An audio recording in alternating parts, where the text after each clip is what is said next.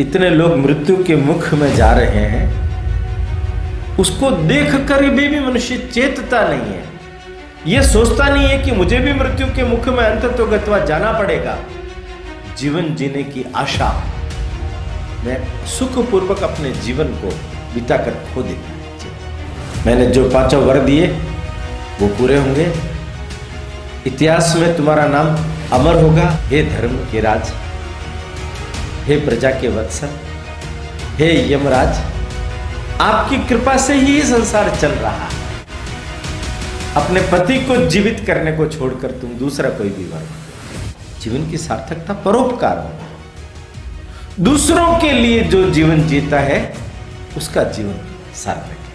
मैं तुम्हारी परीक्षा लेने के लिए आया था कि तुम सुख दुख, जन्म मृत्यु, हानि लाभ, मान अपमान, ये जो द्वंद्व है, ये इनमें सम रहते हो कि नहीं।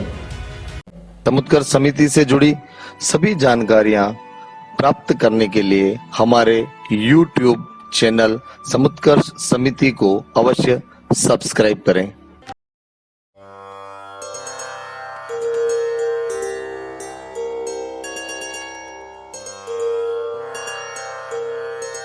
हिंदू भूमे सुरक्षार्थ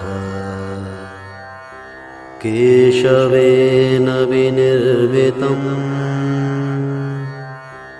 यं संघपोषितं येन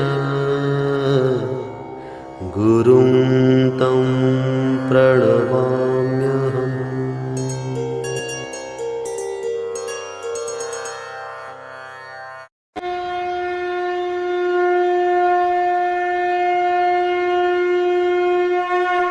आज हमारे बीच में हमारे जो मुख्य उद्बोधनकर्ता हैं, हमारे प्रेरक, हमारे पथ प्रदर्शक,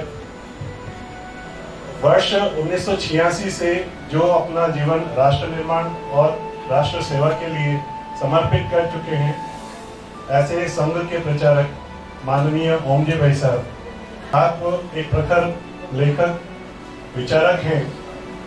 आप द्वारा कई पुस्तकें लिखी गई हैं, जिनमें मेवाड़ गौरव गाथा, जन जन के महावीर, पन्नादाय, बाबा रामदेव जैसी 25 पुस्तकों का आपने लेखन किया है, और जो आज हमारे बीच में हमारे ज्ञानवर्धन के लिए आज प्रकाशित होकर हमारे बीच में है।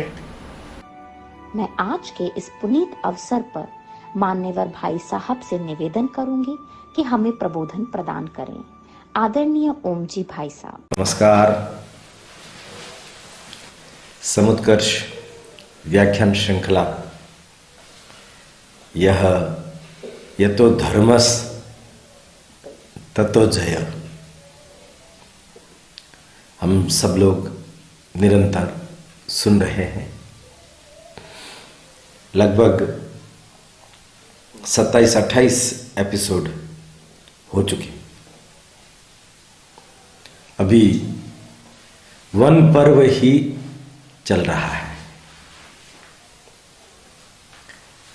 आज फिर से 3 छोटी छोटी कथाओं को कह करके आज का एपिसोड अपन पूरा करेंगे। पहली कथा है कार्तिकेय महाराज की। हम सब लोग जानते हैं भगवान शंकर, मां उमा, उनके पुत्र हैं कार्तिकेय। उत्तर भारत में थोड़ा उसका प्रचलन कम है, गणपति जी का ज्यादा है। दक्षिण भारत में विविध नामों से स्कंदगुप्त, कार्तिकेय, मुरुगुन, विविध नामों से षणमुखनाथम, 6 मुखों वाला बहुत प्रचलित है। उनके बहुत मंदिर हैं, विविध कार्यक्रम उनके मंदिरों में होते रहते हैं। कार्तिकेय के बारे में थोड़ी सी जानकारी हमें भी होनी चाहिए। ऐसा कहते हैं कि इंद्र भगवान कहीं एक जगह से निकल रहे थे तो वहां उनको किसी स्त्री के रोने की आवाज सुनाई दी। वो गए, जाकर के देखा तो एक असुर था केसी। वो किसी एक युवती को, राजकुमारी को उठा करके ले जा रहा था, जोर जबरदस्ती कर रहा था। इंद्र ने उसको ललकारा तो वो भाग गया। उसको पूछा इंद्र ने, सुमुखी तुम कौन हो? उन्होंने कहा मैं प्रजापति की कन्या हूं। हम दो बहनें हैं। एक बहन दैत्य सेना, जिसको ये केसी पहले ही लेकर के भाग गया। ये असुर राज केसी है, और अब ये मेरे को भी ले जाना चाहता था। मेरा नाम है देवसेना। मेरी इच्छा है मैं किसी देव पुरुष से ही विवाह करूं। आप कृपा कर मेरे ऊपर यह एहसान कीजिए कि मेरे लिए उचित उपयुक्त सर्वगुण संपन्न वर ढूंढ दीजिए। ब्रह्मा जी के पास में गए इंद्र, कहा कि यह देवसेना के लिए उपयुक्त वर कौन होगा? उन्होंने कहा देवसेना के लिए उपयुक्त वर भगवान शिव और उमा का अंश कार्तिकेय वो होगा। बड़ी विचित्र रूप से कहानी आगे बढ़ती है कि अग्नि होम कर रहे हैं। अग्नि की पत्नी है स्वाहा। अग्नि के मन में स्वाहा के प्रति प्रेम नहीं है, इसलिए स्वाहा योजना करती है, भगवान शिव और पार्वती से प्रार्थना करती है। तो शिव अग्नि में रूपायित होते हैं, उमा स्वाहा में रूपायित होती है, और सप्त ऋषियों की गुरु पत्नियों का अंश लेकर, जिसमें से अरुंधति का अंश वो प्राप्त नहीं कर पाती स्वाहा, 6 अन्य ऋषियों का अंश लेकर और महादेव के साथ में, अग्नि के साथ में उनका संसर्ग कराने के कारण जो उससे वीर्य स्खलित होता है, उसको स्वर्ण पात्र में वो रखती है। वो स्वर्ण पात्र आगे जाकर के कार्तिकेय के निर्माण का, जन्म का माध्यम बन जाता है। 6 मुखों वाला, 12 हाथों वाला जब कार्तिकेय बड़ा होता है, धरती कंपायमान हो लगती है। वो अत्यंत ही बलशाली होता है। उसको देखकर देवता गण भी डर जाते हैं। वो इंद्र को जाकर के कहते हैं कि महाराज तुरंत इसका वध कर दीजिए, वरना यह आपका सिंहासन हथिया लेगा। इंद्र स्वयं उनके पास जाता है, हाथ जोड़ के प्रार्थना करता है, हे देव, आपकी शक्तियों से हम सब सुपरिचित हैं। आप भगवान महादेव के मां उमा के अंश हैं। आपका नाम कार्तिकेय है, स्कंद गुप्त है, षणमुख नाथम है, मुरुगुण है। आप देवों के राजा बन जाइए, हमारे ऊपर शासन कीजिए। विनम्रता पूर्वक कार्तिकेय ने अस्वीकार कर दिया। उनका नहीं, राजा तुम ही रहो, आप मुझे आज्ञा दीजिए, मैं देवताओं के कल्याण के लिए, परोपकार के लिए क्या करूं। तब इंद्र कहते हैं केसी है, महिषासुर है, अन्य असुर है जो देवताओं को बहुत तंग करते हैं। आप देव सेनापति बन जाइए और हमारी रक्षा कीजिए। कार्तिकेय उनकी बात स्वीकार करते हैं और एक अकेले ही जाकर के असुरों को ललकारते हैं और असुरों का ध्वंस कर देते हैं। महादेव और उमा आकर उनको आशीर्वाद देते हैं, कहते हैं तुम्हारी पूजा होगी, जो तुम्हारी पूजा करेगा उसका तुम सर्व प्रकार का कल्याण करोगे।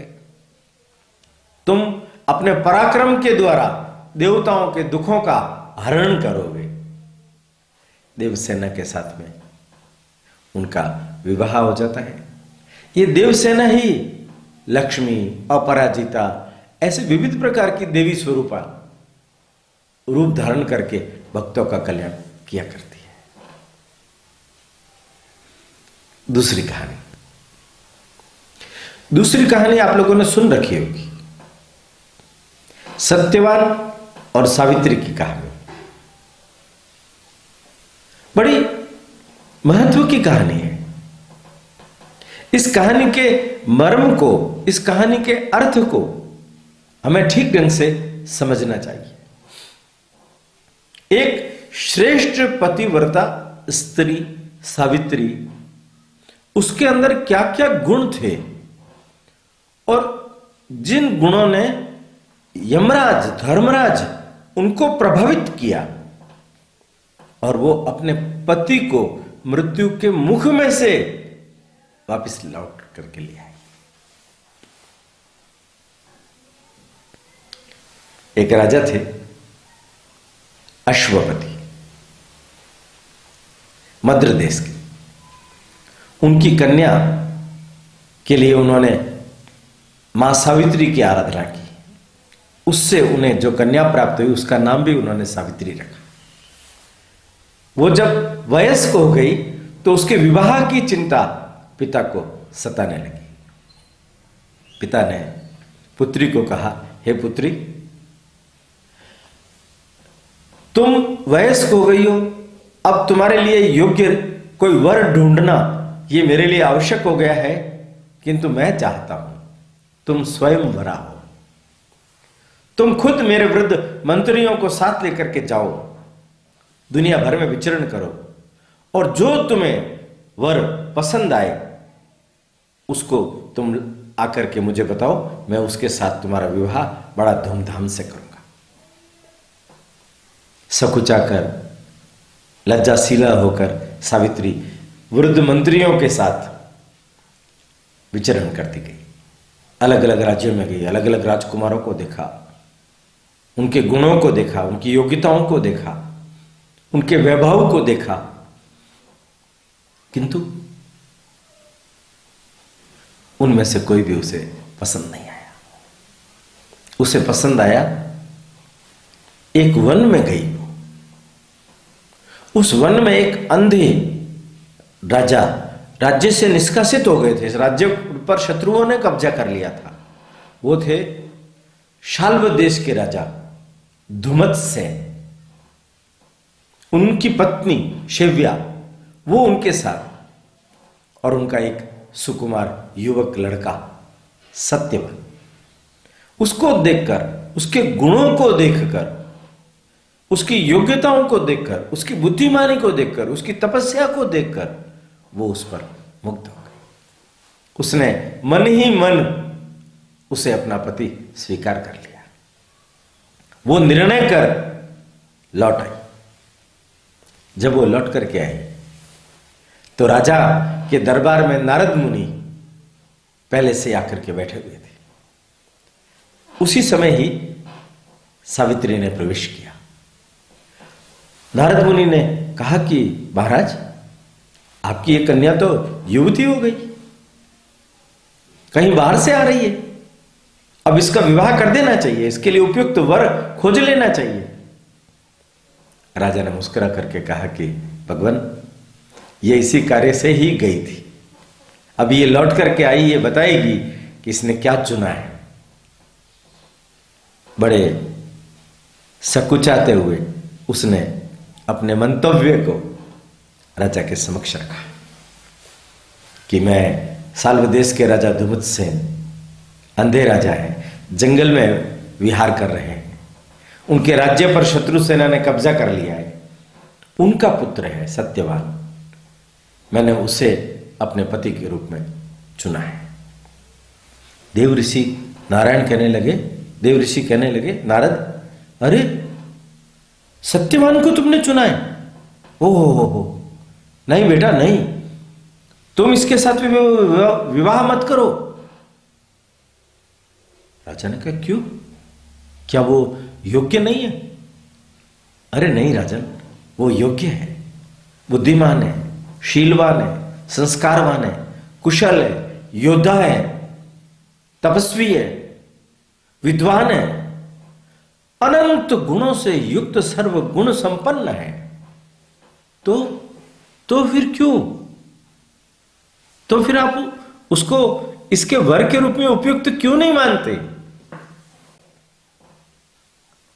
निराश होकर, हताश होकर, शोकग्रस्त होकर नारद मुनि ने कहा, राजन, मैं अपनी दिव्य दृष्टि से देख रहा हूं, ये जो सत्यवान है इस अल्पायु है, आज से ठीक 1 वर्ष बाद उसकी मृत्यु हो जाएगी। ओह, तब तो बेटी तुम कोई और वर चुनो, यह तो 1 वर्ष में तुम्हें विधवा बना देगा। सावित्री ने कहा कि पिताजी और हे महर्षि, आप सब लोग जानते हो, मन, वचन और कर्म के द्वारा ही व्यक्ति के धर्म का निर्धारण होता है। मैंने अपने मन से जिसको अपना पति स्वीकार कर लिया, उसको बदलना मेरे लिए संभव नहीं है। अब वो चाहे गुणवान हो या गुणहीन, अल्पायु हो या दीर्घायु, वही मेरे लिए सबसे उपयुक्त वर होगा। उसकी निश्चयात्मक वृत्ति देखकर नारद जी ने आशीर्वाद दिया और कहा कि राजन, कोई बात नहीं, सावित्री के तप से सब कुछ अच्छा होगा, आप विवाह कर दीजिए। राजा दलबल सहित वन में गए। राजा धूम्रसेन को प्रणाम किया और कहा कि हे राजन, मैं अपनी पुत्री का विवाह आपके पुत्र सत्यवान के साथ करना चाहता हूं। मैं अश्वपति, मद्र देश का राजा। प्रसन्न हुए धूम्रसेन, कहने लगे, मैं अंधा हो गया हूं, मेरा राज्य शत्रुओं ने कब्जा कर लिया है, वन में तपस्यारत हैं हम, आपकी बेटी तो राजकुमारी है, यहां वन में कैसे रह पाएगी हमारे साथ। राजा ने कहा कि हमने सब कुछ सोच विचार लिया है, मेरी पुत्री ने भी सब कुछ सोच विचार लिया है, तभी हमने ये निर्णय किया है। राजा ने कहा कि मेरा राज्य जब था तो मेरी भी इच्छा थी कि मैं सत्यवान का विवाह सावित्री के साथ करूं। इसका मतलब देव योग यही है। मैं आपकी इच्छा का आदर करता हूं, आप दोनों का पाणी ग्रहण करवाइए। दोनों का विवाह हो गया। राजकुमारी ने आभूषण इत्यादि खोल करके रख दिए, भगवा वस्त्र धारण कर लिए, वनवासिनी हो गई, अपने सास ससुर की सेवा करने लगी, अपने पति की सेवा करने लगी। उनके साथ उनका जीवन नित्य बीत रहा है। वो तप तपस्या करती है, भगवान की साधना करती है, सूर्य की उपासना करती है, धर्म की उपासना करती है, व्रत उपवास करती है, अग्निहोत्र करती है, किंतु मन में एक ही चिंता रहती है। एक एक दिन बीतता जा रहा है, वो दिन आ रहा है जब सत्यवान जाएगा। उसे मालूम पड़ा आज से ठीक चौथे दिन सत्यवान की मृत्यु नारद जी के कहे अनुसार हो जाएगी। सावित्री ने 3 दिन का उपवास किया, यज्ञ हवन किए, ब्राह्मणों ने आशीर्वाद दिया, सौभाग्यवती बाबा। उसको उसने ऐसा ही हो कह करके ग्रहण किया। जिस दिन सत्यवान का प्राण त्यागने का निश्चय था, उस दिन जल्दी उठी, नहा धो के तैयार हो गई। सत्यवान हमेशा कंदमूल लेने के लिए जंगल में जाते थे, लकड़ी काट करके लाते थे। उस दिन उन्होंने कहा, सावित्री ने, कि आज मैं भी आपके साथ चलूंगी जंगल में। तुम क्यों? तुम 3 दिन के उपवास कर चुकी हो, थक गई होगी, मेरे साथ चलोगी तो और थक जाओगी, तुम रेस्ट करो। नहीं, मैं आपके साथ चलूंगी। ठीक है, तुम्हारी ऐसी ही इच्छा है तो माता पिता से अनुमति लेके आ जाओ, अपन साथ चलते। वो गई, सास ससुर से प्रार्थना की कि आज मैं अपने पति के साथ वन गमन करना चाहती हूं। जब से शादी होकर के आई थी सावित्री, तब से लगा करके आज तक कभी भी कुछ भी याचना सास ससुर के समक्ष उसने नहीं की थी। आज वो याचना कर रही है तो इनकार कैसे कर सकते हैं? पर तुमने व्रत उपवास किए हुए बेटा, आराम से सावधानी से जाना और सत्यवान का ख्याल रखना।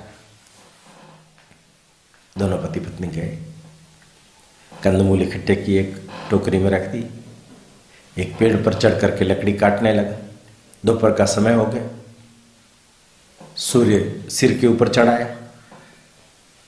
सत्यवान को थोड़ा सा ऐसा लगा कि जैसे कोई चक्कर आ रहा है। वो नीचे आया, कहने लगा, प्रिय, न मालूम क्यों मुझे शिथिलता का अनुभव हो रहा है, चक्कर आ रहा है, अब खड़ा नहीं रहा जा रहा, मैं लकड़ी नहीं काट पाऊंगा, मेरे शरीर की क्षमता खत्म होती जा रही है। सावित्री ने उसको अपनी गोदी में सिर रख करके सुला दिया। थोड़ी देर हुई, उनके समक्ष एक दिव्य विभूति, लाल लाल आंखें की हुई, बड़ा विराट काय स्वरूप खड़ा हो गया।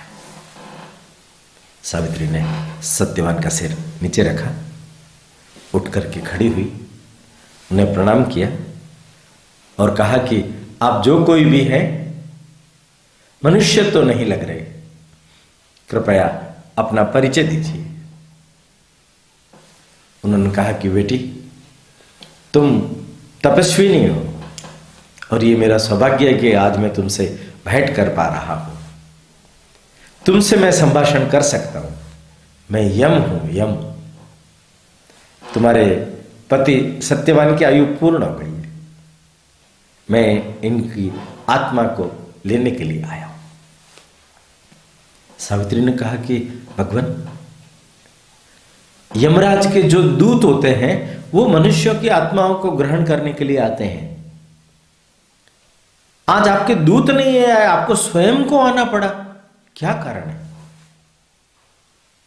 उन्होंने कहा कि सत्यवान जैसी श्रेष्ठ आत्मा को लेने के लिए स्वयं मुझे ही आना पड़ता है, इसलिए मैं आया हूं, तो मुझे क्षमा करो, ये विधि का विधान है,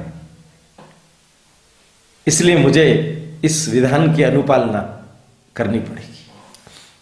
अंगुष्ठ परिमाण में उसकी आत्मा को निकाल करके अपने हाथ में लिया और अपने साथ लेकर के यमराज अपने वाहन पर चलने लगे।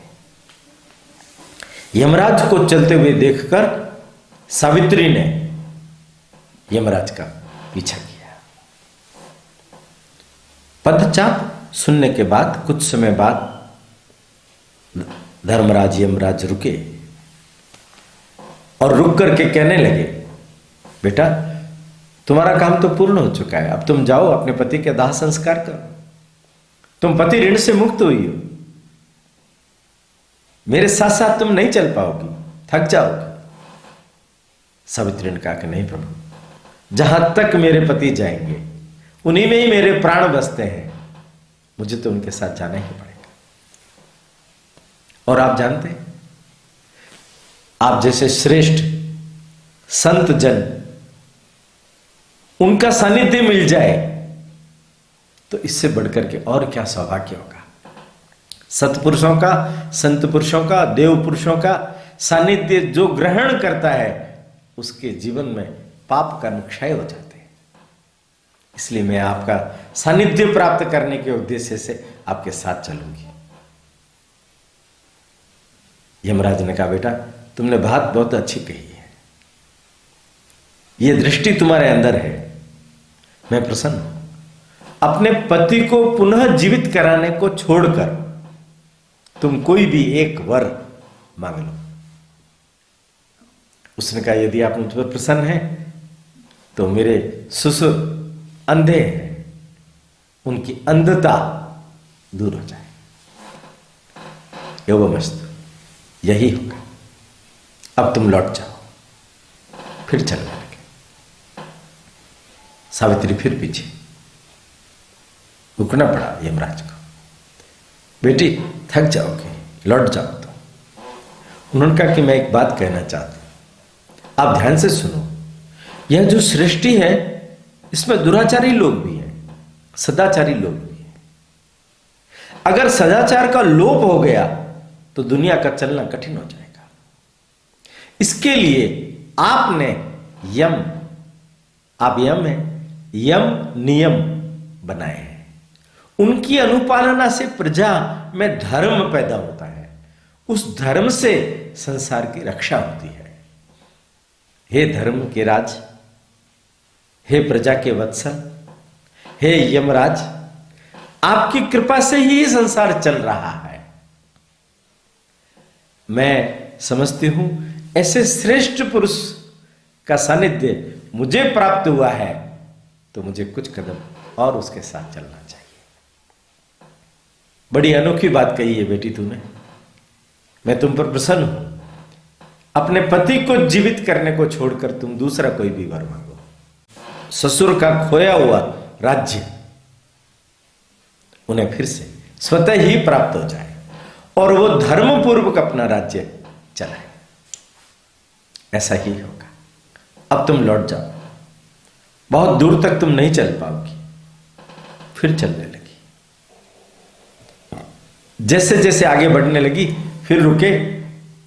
फिर उसने कहा, हे धर्माधिपति धर्मराज, क्या आप संसार को देखते हो? इस संसार के अंदर सिवाय संतों के और सत्पुरुषों के परोपकार पर दृष्टि कोई नहीं रखता। क्या बिना परोपकार के, बिना किसी प्रतिफल की इच्छा लिए हुए परोपकार के यह संसार चल सकता है? यह दृष्टि आप ही दे पाते हो। आप ही जो पुरुष है उसके पाप और पुण्य में अभिवृद्धि करना, उसके अनुसार उसको दंडित करना, यह जानते हो। पुत्री, तुम तो बहुत विद्वान हो, विदुषी हो। तुम्हारी ये बातें, अनोखी बातें सुनकर के मेरी प्रियता में और विस्तार हो रहा है। मांग, एक बार और मांग। उसने कहा कि मेरे जो पिता है अश्वपति, उनके भी कोई संतान नहीं है। वे 100 पुत्रों के पिता बने। ऐसा ही होगा। फिर आगे चले। वो रुक नहीं रही है। वो रुक नहीं रही है। वो कह रही है कि भगवान, ध्यानपूर्वक आप मेरी कुछ बातें और सुनिए। इस सृष्टि के संचालन के लिए आपने ही तो धर्म का निर्धारण किया है। यह प्रजा धर्मानुसार पालन करती रहे, इसके लिए आपने श्रेष्ठ जनों को पैदा किया है। उनका आचरण करके, उनके अनुसार चल के लोग धर्म का पालन करते हैं। हमारे जैसे लोग जंगल में रह करके भी धर्माचरण करते हैं, सत्य का अवलंबन करते हैं। अगर हम सत्य को भुला देंगे, अगर हम समदृष्टि को भुला देंगे, जीवन में दुख भी होगा, सुख भी होगा, मृत्यु आई है, जीवन भी होगा। इन सबको समान रूप से लेने की वृत्ति पैदा करना, यह व्यवस्था आपने की है। किंतु मेरे जैसे श्रेष्ठ, मेरे जैसे में श्रेष्ठता पैदा हो, इसके लिए आप कृपा कीजिए। बेटी, तुम निरंतर इस तत्व ज्ञान की दिशा में अग्रसर होती जा रही हो। मैं तुम पर प्रसन्न हूं। तुम चौथा वर मांग लो। सावित्री ने प्रणाम किया और कहा, भगवान, यदि आप मेरे ऊपर इतना ही प्रसन्न हैं तो मैं सत्यवान के कुल में, सत्यवान के द्वारा 100 पुत्रों की जननी बनूं, ऐसा आशीर्वाद दीजिए। देखिए, यम उसकी भक्ति से इतने प्रभावित हो गए कि उन्हें ख्याल ही नहीं रहा कि सत्यवान के प्राण हर करके वो लौट ले आए हैं। तो भी उन्होंने आशीर्वाद दे दिया, ठीक है पुत्री, तुम्हारे 100 पुत्र होंगे। सावित्री ने कहा कि भगवान, आप खुद अपनी बातों में उलझ गए। मेरे 100 पुत्र होंगे, इसके लिए आपको सत्यवान को जीवित करना पड़ेगा। अगर आप इन्हें जीवित नहीं कर पाए तो बिना दाम्पत्य जीवन के मेरे 100 पुत्र कैसे पैदा होंगे? और पति के बिना सब कुछ गौण है। पति के बिना सब कुछ गौण है। मेरे लिए पति ही परमेश्वर है। वही भगवान है, वही मेरे सखा है, वही मेरे संबंधी है। उनके बिना आप मुझे लक्ष्मी भी दे, धन दे, ऐश्वर्य दे, पुत्र दे, सब कुछ दे, मुझे नहीं चाहिए, मुझे नहीं चाहिए। मुझे मेरा पति चाहिए, सिर्फ पति। गुरु भक्ति, पति सेवा, परिवार सेवा, पर दुख कातरता, परमार्थ, इन सब गुणों का भी उपयोग तभी है जब पति जीवन में साथ हो। सावित्री के इस पातिव्रत्य निष्ठा को देखकर यमराज ने उसे आशीर्वाद दिया, जा पुत्री, आज अनहोनी घटित होगी पर यह होनी है। आज मैं तुम्हारे पति को जीवित करता हूं। और उसने छोड़ दिया आत्मा को। मैंने जो 5 वर दिए वो पूरे होंगे। इतिहास में तुम्हारा नाम अमर होगा। तुम श्रेष्ठ पतिव्रता नारी के रूप में दुनिया भर की स्त्रियों के लिए प्रेरणा का कारक बनोगी। तूने यह जानते हुए कि मेरा जो पति है वो अल्पायु है, पर अपनी निश्चयात्मक वृत्ति के कारण, अल्पायु होने के कारण भी उस श्रेष्ठता को जो जिसको तुमने वर्ण किया छोड़ा नहीं। तुम्हारी इस साहस, तुम्हारी इस हिम्मत और तुम्हारी यह अनन्यतम श्रद्धा, भक्ति, निष्ठा, यह अविचल निष्ठा देखकर मैं बहुत प्रसन्न हूं। ये सद्गुण दुनिया भर की समस्त स्त्रियों में पैदा हो। जो सत्यवान और सावित्री के आख्यान का स्मरण करेगा, उसके जीवन में भी यह सत्य बल, ये धर्म बल, ये गुण बल पैदा होंगे। सावित्री ने आभार व्यक्त किया, साष्टांग दंडवत किया, लौट गई। जाकर के उस स्थान पर आई तो देखा पति अलसा करके उठने लगे। आज बहुत नींद आ गई थी मुझे, अब मैं ठीक हूं, शिरोवेदना ठीक हो गई है। उधर उनको दृष्टि प्राप्त हो गई। आधी रात तक वो लौट करके नहीं आए, चिंता होने लगी। उनके ससुर ने इधर उधर ब्रह्मचारियों को भेज करके पता करवाने की कोशिश की। इतने में ये दोनों आ गए। सावित्री ने सारी कथा सुनाई। उधर उनके पिता अश्वपति और मां मालवी, उनसे 100 पुत्र पैदा हुए। इनको राज्य प्राप्त हो गया वापस। जो राजा था सेनापति ने उसका वध कर दिया। सेनापति का जनता ने विद्रोह कर दिया। जनता और अन्य पुराने मंत्री लौट करके आए, राजा को कहने लगे चलिए आप फिर से राज्य संभालिए। सत्यवान युवराज हो गया। राजा फिर से पट्टाभिषिक्त हो गए और उनका जीवन ठीक ढंग से संचालित होने लगा। तीसरी कथा, पांडव जब कामेक वन में थे तब उनके आश्रम के पास में एक पेड़ पर एक ब्राह्मण ने अरणि मंथन यंत्र, यज्ञ वगैरह करने के लिए मंथन करके अग्नि को जो पैदा करते हैं, वो यंत्र किसी एक पेड़ पर टांग रखा था। इतने में कोई एक मृग आया, बड़ी भारी डील डोल वाला था, लंबे ऊंचे सींग थे उसके। वो सींग खुजाने के लिए उस पेड़ पर प्रयत्न करने लगा। उतने में वो जो अरणि बंधन का यंत्र था उसके सींग में फंस गया। वो उसको लेकर के भाग छूटा। उस ब्राह्मण ने देखा मेरा अरणि मंथन यंत्र लेकर के जा रहा है, मैं अग्निहोत्र कैसे करूंगा। उसने गुहार लगाई पांडवों के पास। युधिष्ठिर को कहा, कोई हिरण लेकर के गया, उसके पगों के निशानों को देख करके हम उन्हें पकड़ सकते हैं। युधिष्ठिर ने नकुल को कहा तुम जाओ, जाकर के देखो। जाकर के देखा तो वो तो था ही नहीं, कहीं दिखाई नहीं दिया। इधर उधर घूमते भटकते, गर्मी के दिन होने के कारण थक गया था नकुल, प्यास लग गई थी, तो पास में एक सरोवर दिखाई दिया उसको। वो सरोवर के पास में जाकर के पानी पीने के लिए उद्यत होने लगा। इतने में एक आवाज सुनाई दी, खबरदार, पानी पीने से पहले मेरी बात सुन लो। मैं जो प्रश्न पूछूंगा उसका उत्तर यदि तुम दे पाओगे तो ही तुम पानी पीने के अधिकारी होंगे। ये तालाब मेरा है, मैं यक्ष हूं। नकुल ने उसकी बात पर ध्यान नहीं दिया। पानी लेकर के जैसे मुंह में रखा, मृत्यु को प्राप्त हो गया।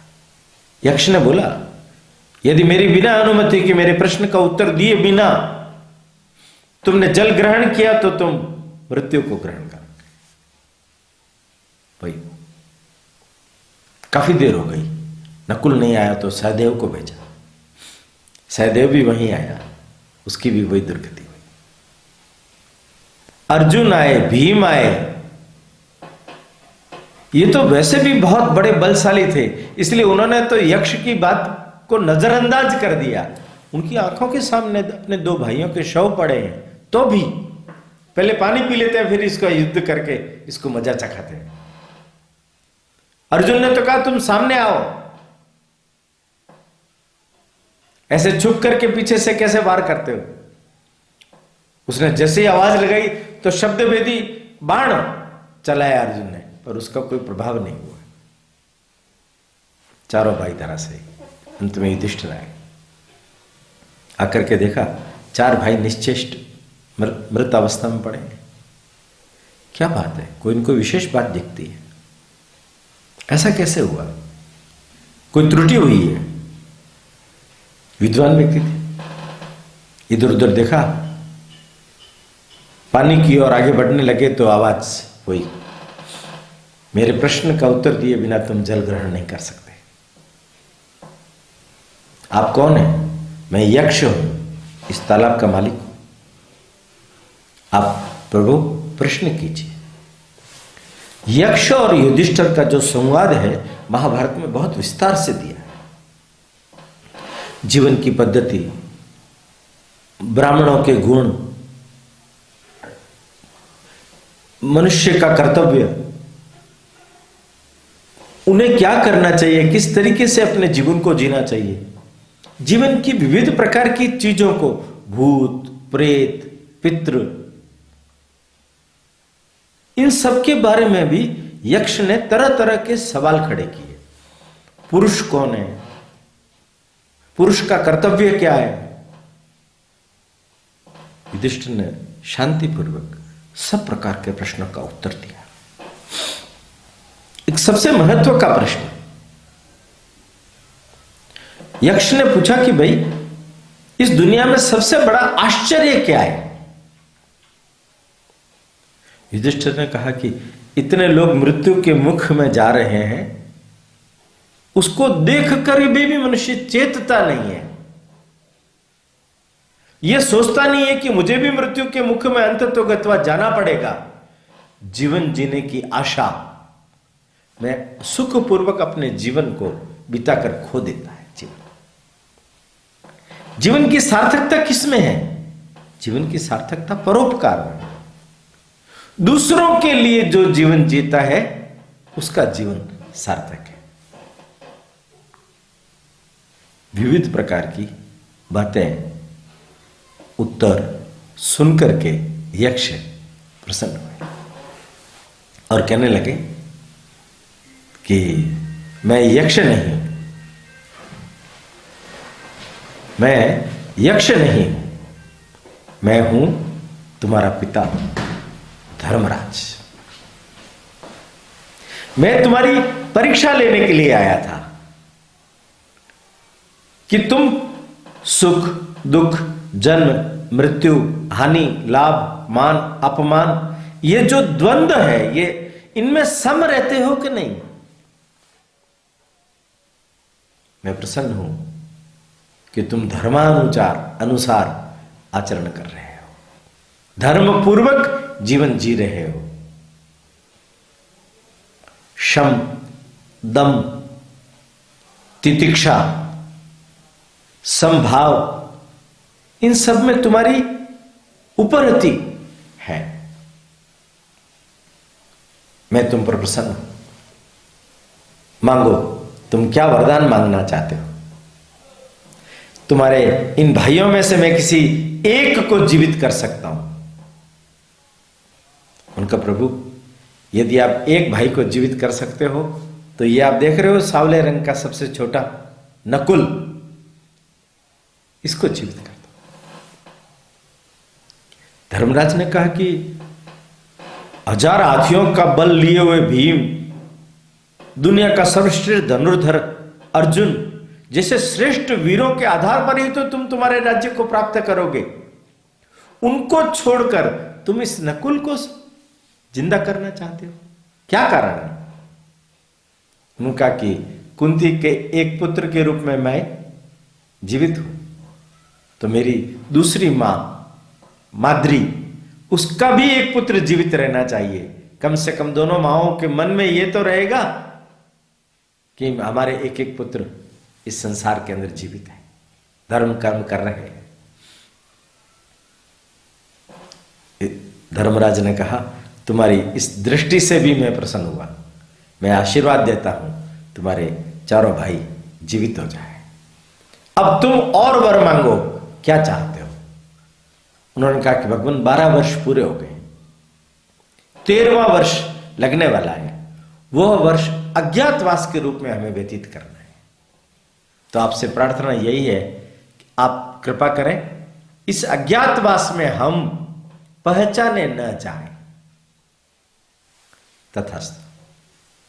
तुम जिस रूप में रहोगे, जिस वेश में रहोगे, जिस नाम से रहोगे, 1 वर्ष तक तुम्हें कोई नहीं पहचानेगा। और उसके पश्चात जब तुम अपनी पहचान प्रकट कर दोगे, तभी ही लोग जान पाएंगे कि तुम पांडव हो।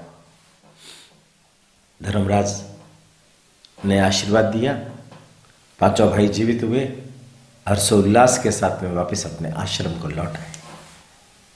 आश्रम में ऋषि गणों को एकत्रित किया, धौम्य मुनि के साथ में चर्चा की, और अगला जो अज्ञातवास है वो कहां बिताया जाए, किस तरीके से बिताया जाए, किस पद्धति से बिताया जाए, इसके ऊपर विचार विमर्श करने लगे। अगले एपिसोड से हम यह जो अज्ञातवास का विराट पर्व है, विराट नगर अपने राजस्थान में ही है, ये अलवर के पास में विराट नगर, ये मत्स्य प्रदेश है, यहीं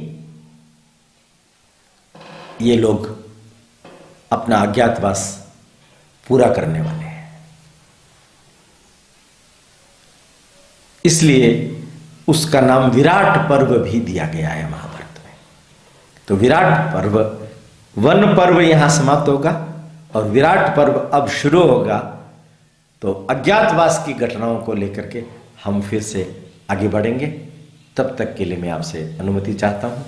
प्रणाम। समुत्कर्ष समिति से जुड़ी सभी जानकारियां प्राप्त करने के लिए हमारे YouTube चैनल समुत्कर्ष समिति को अवश्य सब्सक्राइब करें।